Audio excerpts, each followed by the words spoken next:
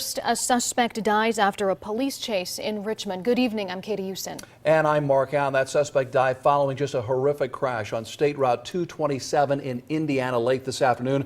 Pam Elliott live in Richmond with our top story at 5:30. Yes, Katie and Mark, we're here live in Richmond out in front of the police department. They issued a release here, but they're not speaking on camera tonight.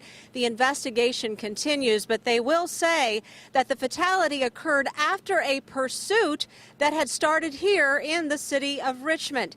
Now, thanks to the Palladium item, we want to thank them for this photo from the crash scene. They were there. They were able to get there early enough to see what little was left, unfortunately, of that particular car. We returned to the scene later in the afternoon, and we can tell you that that car landed in somebody's front yard. There was a trampoline there.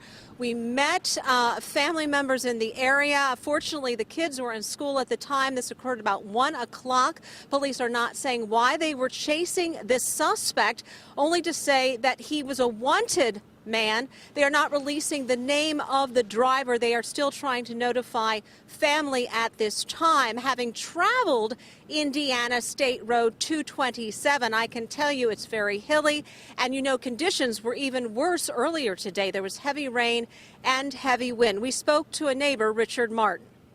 Got home and found out that somebody he told me there had been a fatality, that they had been chasing a car, and that's all I know. And he didn't give me any other details whatsoever, but the car was demolished completely. There was nothing left of the car.